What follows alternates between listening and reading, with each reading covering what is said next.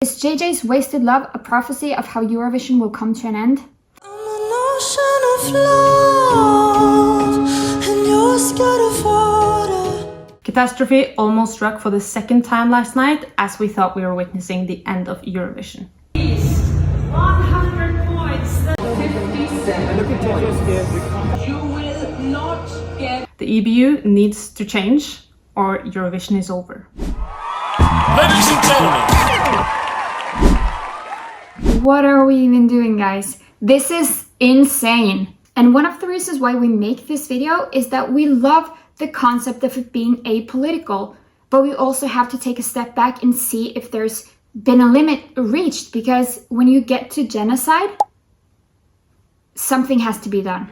The competition began in 1956 as a way to bring Europe back together after World War II. Inspired by Italy's San Remo Music Festival, the newly formed European Broadcasting Union, the EBU, wanted to use the power of live television to unite countries through music instead of conflict. They also wanted to promote peaceful engagement through art, culture, and entertainment rather than politics and conflicts. EBU saw open debate as the heart of serious broadcasting. If a broadcast is seen as simply a mouthpiece to their nation's corruption and propaganda, it should be excluded. This was based on the experience that they had with the Nazi Germany and the fact that they were now in the shadow of the Soviet Union. Even Germany's representative at the very first Eurovision Song Contest, Walter Andreas Schwarz, was a Jewish Holocaust survivor. A powerful reminder of how fresh wounds of World War II still were, and how even countries at the heart of the conflict were using the contest to promote new beginnings. EBU also considered themselves to be apolitical. Their vision was founded in a set of rules concerning the broadcasters, the delegations, the artists, and the press. They have a code of conduct, a code of ethics, and also specific rules for the contest itself. Naturally, through the years, several countries have broken these rules and have then been excluded from the competition. Namely, in 2005, Lebanon did not want to broadcast Israel's song and were excluded by that reason. In 2009, Georgia had a political lyric and they didn't want to change it, and so they were excluded. In 2016, Romania had unpaid debts and they were excluded. In 2021, Belarus had a political lyric. In 2022, Russia was excluded because, as the EBU stated, that they could bring the contest into disrepute. In 2024, Jos Klein and Netherlands were excluded from the final after some threatening behavior and a court case that was later dropped. The interesting thing here is that EBU said that they had zero tolerance for inappropriate behavior. As a consequence, they made several changes to the guidelines to enhance safety and wellness for all. So why isn't Israel excluded? The board of members of the EBU had evaluated all the participants for Eurovision 2025, and they had said that because Israel is following all the rules of the contest, they can't be excluded. So that was their stance on that. It is actually really interesting because the EBU is a members-based association. When we go to the case of Russia and being an aggressor towards Ukraine, the EBU didn't want to make any changes or exclude them until the member broadcasters said that they would quit. That is the reason why Israel isn't actually excluded. So what the EBU generally says is that if you are in accordance with the rules, then you cannot be excluded. But what really are the rules of the EBU? The EBU is a members-driven association, and in their code of conduct, it says the following. The EBU exists to promote public service media in Europe, assist members in serving the best interest of the general public, and do so based on the recognition of human rights, equality, democracy, freedom of expression, diversity, tolerance, and solidarity. They also state that they must embody the highest ethical values. But how is it possible to remain apolitical in a time that is highly political, whilst also having the highest ethical values? When the EBU was formed, it was in 1956. The world looked a lot different. We just came out of World War II with some powers at play, which we wanted to guard ourselves against. And the EBU thought that having independence and also the freedom of speech was a way that we could reunite as a continent. But by abiding to those same principles as safeguarded or values back in the 50s, those same principles are actually disrupting everything we have tried to build. It's not the same anymore. The times has changed a lot. And it's really important to note that trying to be apolitical while allowing a country that has been accused of a genocide to participate will actually flip the script in terms of what it actually contributes with. Because when a country which is an aggressor is allowed to participate in like the Olympics or other type of entertainment settings, it is actually allowing them to continue their behavior. It's the same way as like inviting a friend of yours to your birthday party even though she cheated with your boyfriend. It's like you're basically normalizing it and saying it's okay. So let's say when we're young, how do we actually learn and enforce moral learning? Because we as human beings, we are not moral beings. We have to be taught what morals is. It's a Kohlberg theory, you should check it out, it's very interesting. When we're young, we learn what's right and wrong from our parents because we get punished when we do something bad. Then we get to school and we learn some other sets of rules and how to behave in a bigger setting. Then you get to the normative, like police, the legal system, all of these things, when you can go over a way, like a road and stuff, that is conventional moral, and that is where most people stop in their moral reasoning. Beyond that, you have personal moral, which can be a religion or based in your own conviction of what is right and wrong. And in the highest form of moral is universal moral. And that is what our human rights are founded upon. That is, it's wrong to kill.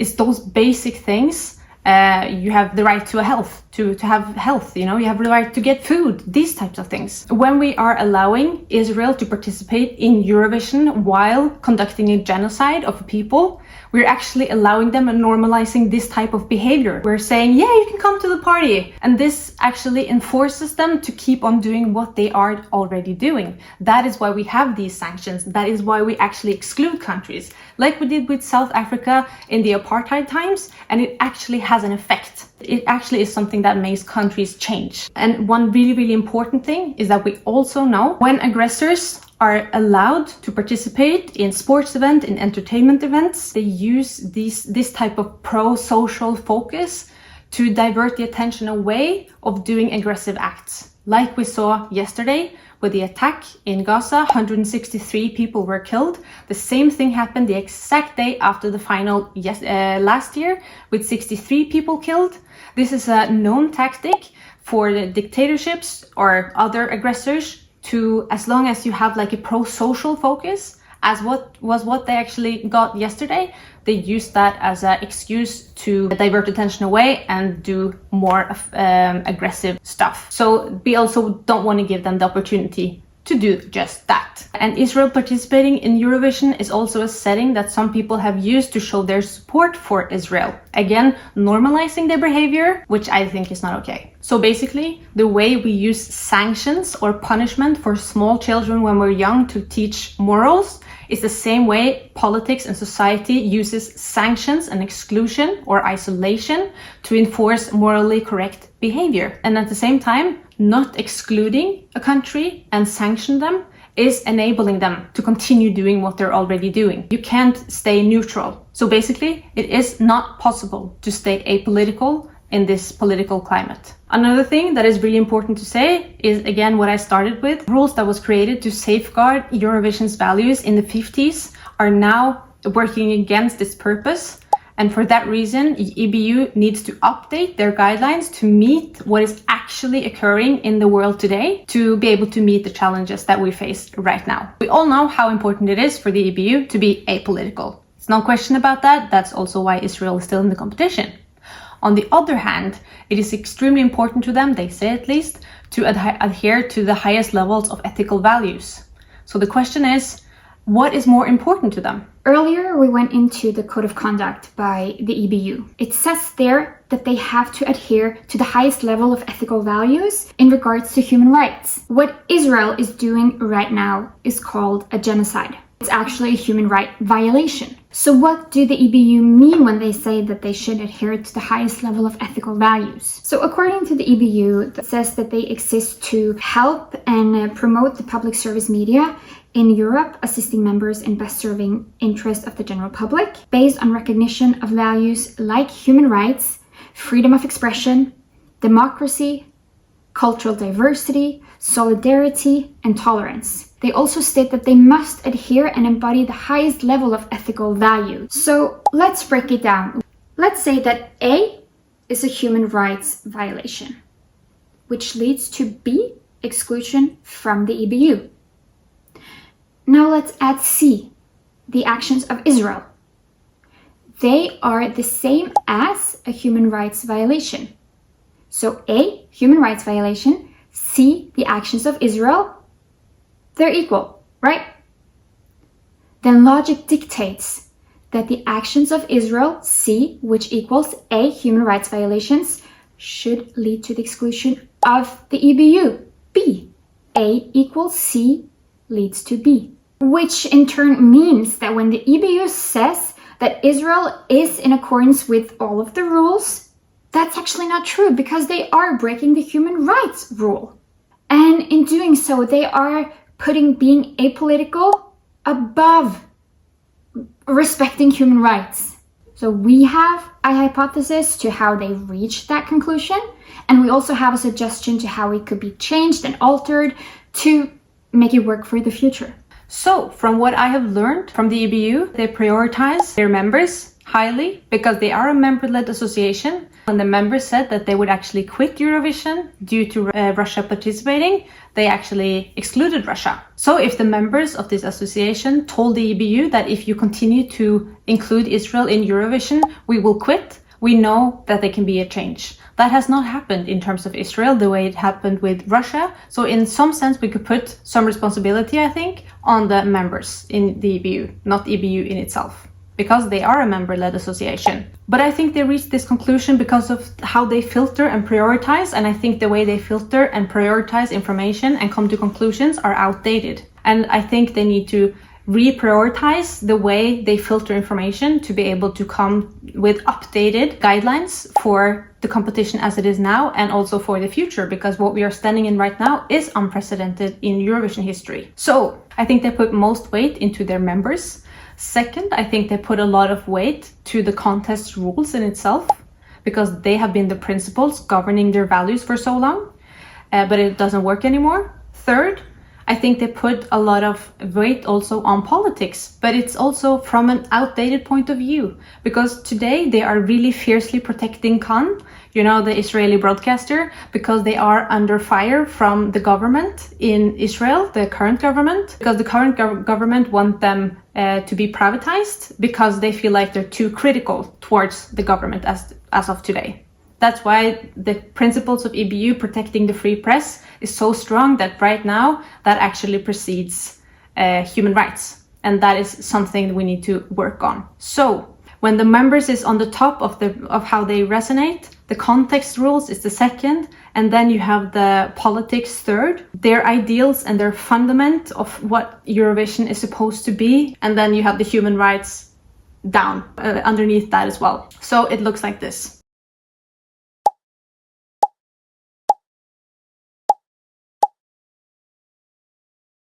My suggestion for the EBU to be able to deal with what they're facing, because the guidelines that they have put for themselves now and the way they process information and the way they make decisions is inequipped to meet the situation that they are in right now.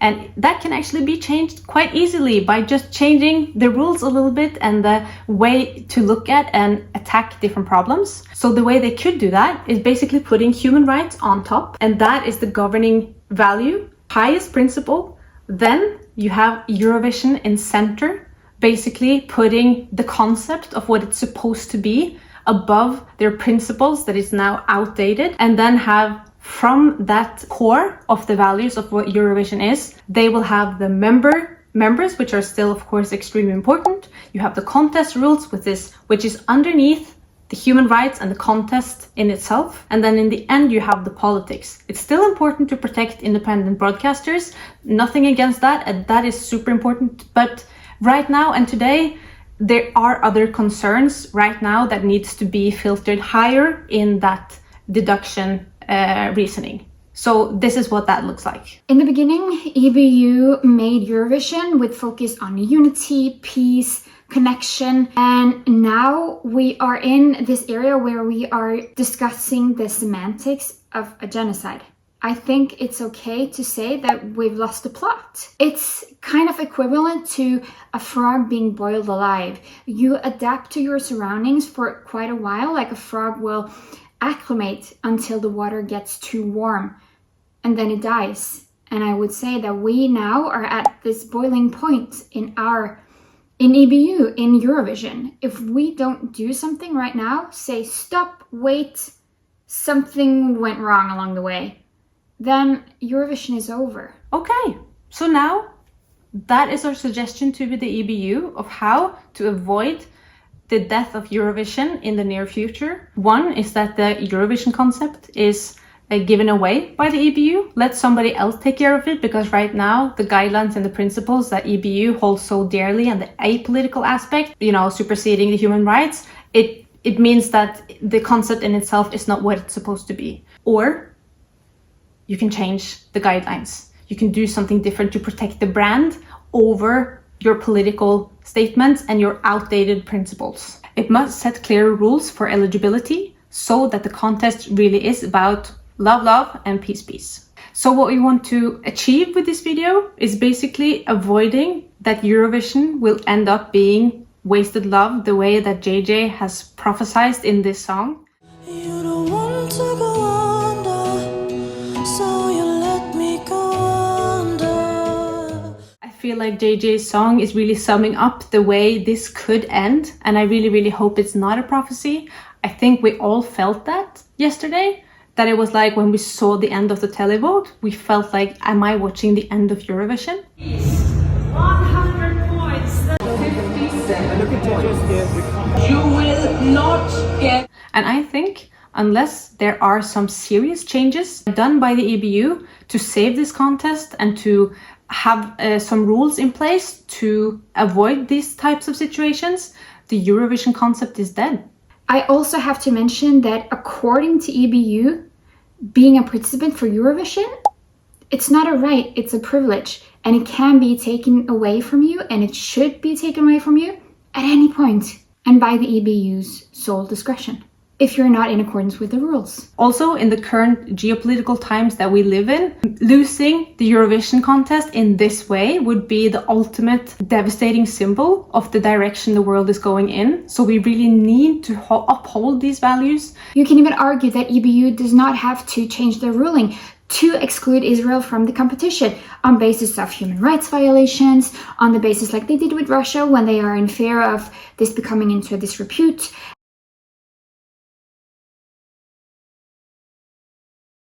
The media, as EBU is representing, as a part of the powers in a state and in a society, needs to do their job and set the values straight to be able to uphold our morals. It is actually their job also to teach us how to behave towards each other.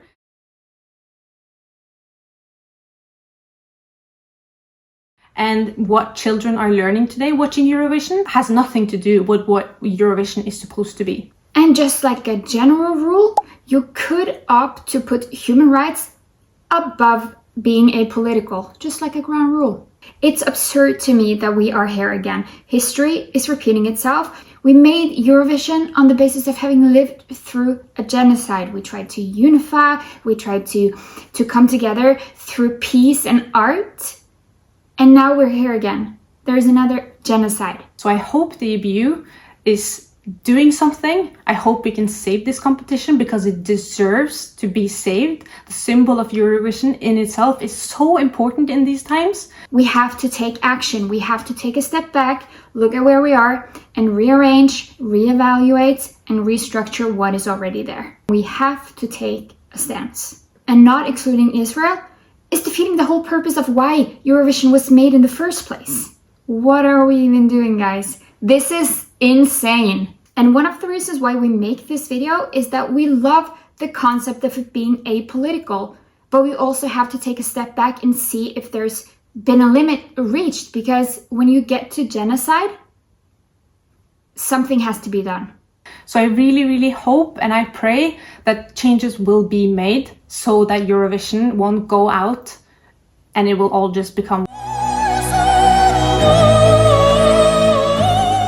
So thank you for watching. Please tell us in the comment section what you guys think. This is not supposed to be criticism towards EBU. It's actually supposed to be helping. Like, how is it possible to change this? I hope they understand the importance of this, or they're going to lose Eurovision. We're going to lose Eurovision. So yeah, please tell me in the comment section what you guys think about our thoughts, and also if you felt the same during the televote points last night. I hope we get a better, more light-hearted, fun, loving, peaceful, unifying Eurovision 2026. And with those thoughts, I hope you had a great ending of the Eurovision season, and hopefully we'll see you again in Eurovision 2026. So if you would like to support us and help us to reach 20,000 subscribers, then you can like, subscribe, and hit that notification bell. I would really appreciate it. Thank you so much for following us now, and I hope you have a nice day. Sending a lot of love from Norway. All of us have a reason why we love Eurovision, why we wanted to engage with it in our own ways in the first place. I'd be really fascinated to hear from you what it is about the contest that made you fall in love with it, and what made you want to be the one who sort of steered the ship for such a long time. Well, my way into the song contest is first of all, as a TV professional. It's not about the love of the song contest, or being a fan of the song contest, or always wanted to be a part of the song contest. I'm a TV professional with a long history of different TV shows. That's my sort of way into the song contest, and because in the end this is 3 TV shows.